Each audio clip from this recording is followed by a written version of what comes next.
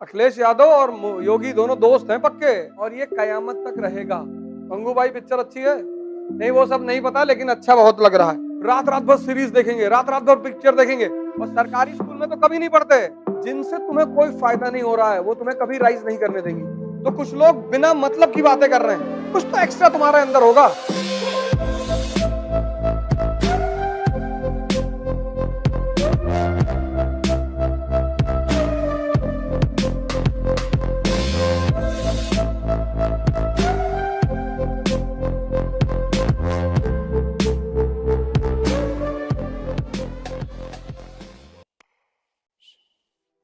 तुम जीतते क्यों? आईएएस भी तुम क्यों बनोगे? कुछ तो एक्स्ट्रा तुम्हारे अंदर होगा। हम सब ऑर्डिनरी हैं, इस बात को मैं बार बार कहता हूं। हम सब ऑर्डिनरी हैं, ऑर्डिनरी हम सब। इस ऑर्डिनरी में कुछ एक्स्ट्रा जोड़ना पड़ेगा। आज सुबह एक लड़का हमसे कहा, कोई एक मंत्र बता दीजिए। हमने कहा पुरोहित है मैं, मंत्र बता दे? नहीं नहीं, कुछ बता, सफलता का कोई सूत्र बता दीजिए। हमने कहा और बताओ, आलिया भट्ट के बारे में क्या जानते हो? गंगूबाई पिक्चर अच्छी है? लगा कहानी सुनाने। हमने कहा अच्छा योगी जी जीत गए, तुमको क्या लग रहा? बहुत अच्छा लग रहा है। हमने कहा योगी सरकार की 5 उपलब्धियां बताओ पिछले 5 साल की। नहीं, वो सब नहीं पता, लेकिन अच्छा बहुत लग रहा है। हमने कहा कुछ ना कर पाओगे। इसलिए नहीं कि तुम योगी की जीतने पे खुशी हो, खुशी किस वजह से हो ये तुम्हें पता ही नहीं। एक जिंदा दिमाग जब खुश होगा तो उसकी खुशी की वजह होगी ना। तुम 2 तरीके की बातें करते हो। एक, समय काटने के लिए 4 लोग खड़े हैं, बात हो रही है, बात हो रही है कि मायावती के पास 5,000 करोड़ रुपए का तो इन्वेस्टमेंट नोएडा में है, ऐसा है वैसा। ऐसी बातें जिनसे तुम्हें कोई फायदा नहीं हो रहा है वो तुम्हें कभी राइज नहीं करने देंगी। अगर तुमने 4 घंटे बात की और कुछ सीखा, बात करना बुरा नहीं है, लेकिन अगर तुम बहुत गौर से अपने चारों तरफ देखो तो कुछ लोग बिना मतलब की बातें कर रहे हैं, अपने घरों की कहानियां सुना रहे हैं। हमारे चाचा शिकार करने गए थे, शेर को पकड़ लिए थे ऐसे, फिर शेर पटक के फाड़ डाला चाचा को। 2 तरह की बातें होती, एक समय काटने के लिए, एक सीखने के लिए। कुछ लोग हैं रात रात भर मूवी देखेंगे, रात रात भर सीरीज देखेंगे, रात रात भर पिक्चर देखेंगे, पर उनको तुम राम कथा में बैठा दो, उनको नींद आने लगेगी।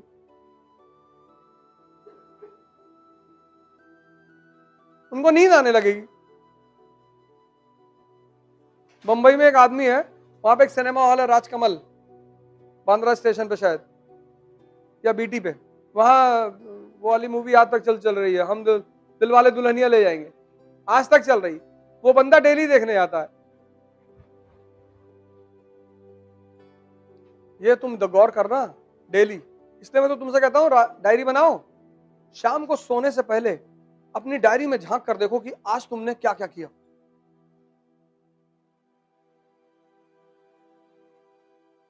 तुम पंडितों पे चर्चा कर रहे हो कि पंडित जात अच्छी नहीं हो, ये है वो है। तुम दलितों पे चर्चा कर रहे हो, 4 मुसलमान बैठे हिंदुओं को गाली दे रहे हैं। अगर इस तरह की तुम्हारा दिनचर्या है तो तुम छोड़ दो, ये तैयारी तुमसे नहीं हो पाएगी, तुम कभी नहीं कर पाओगे, गारंटी। क्योंकि दिमाग में एक ही चीज सेव होगी,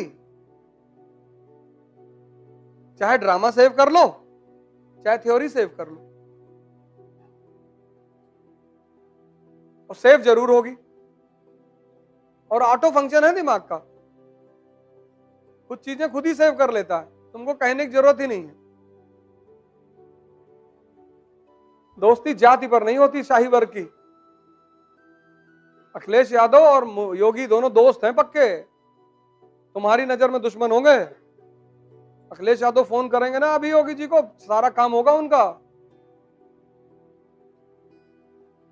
क्योंकि सत्ता परिवर्तन का खेल है।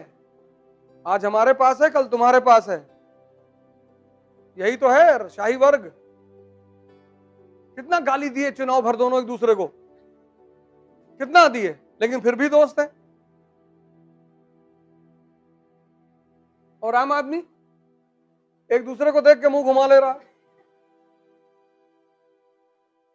दुनिया में दो तरह के लोग थे, हैं और कयामत तक रहेंगे। कयामत तक कोई उन्हें काट नहीं सकता। एक एरिस्टोक्रेसी, शाही वर्ग,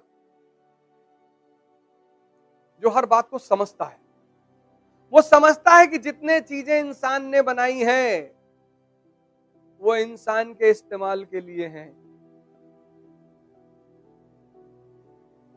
धर्म किसने बनाया? इंसान ने। जाति किसने बनाई? इंसान ने।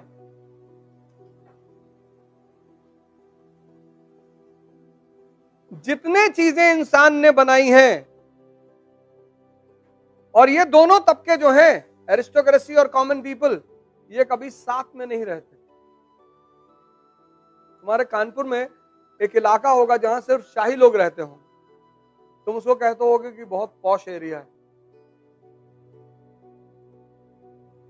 ऐसे तुम इंडस वैली सिविलाइजेशन में पढ़ोगे, अपर टाउन एंड लोअर टाउन, और ये कयामत तक रहेगा, ये खत्म नहीं होगा, ये कयामत तक रहेगा।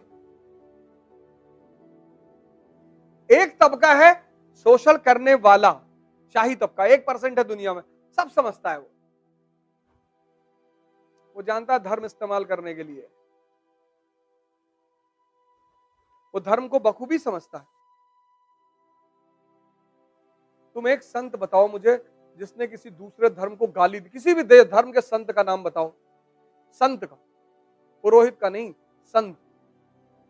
एक संत बताओ जिसने दूसरे धर्मों को गाली दी हो, विरोध किया हो।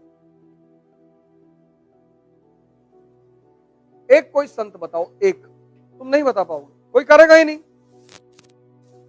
संत मतलब जिसको धर्म समझ में आता है, पुरोहित मतलब जो धर्म का धंधा करता है। एक संत बता दो इतिहास में, एक संत बता दो जिसने अपने धर्म के अलावा दूसरे के धर्मों को गाली दी हो ही नहीं सकता, संभव ही नहीं है। और ये दोनों सेक्शन कयामत तक रहेंगे, एक शोषण करेगा और दूसरे का होगा। और ये षड्यंत्र है।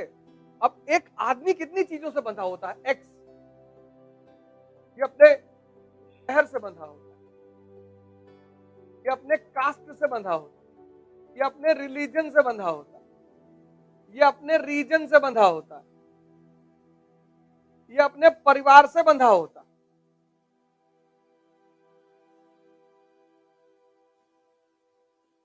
अब तुम कानपुर के हो और किसी ने आके कह दिया कानपुर बहुत घटिया शहर है, और तुम्हारा कलेजा फट गया,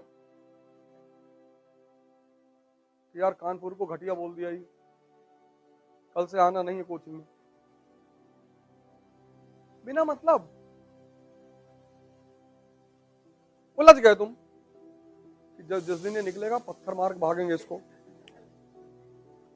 अब तुम पढ़ नहीं पा रहे हो, तुम्हारा ये आज्ञा चक्र फंस गया।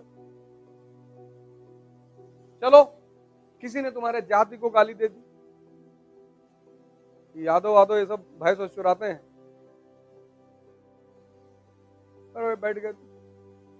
फिर किसी ने तुम्हारे धर्म को कह दिया, अरे बहुत बेकार धर्म। कौन सा? अरे भाई बहुत।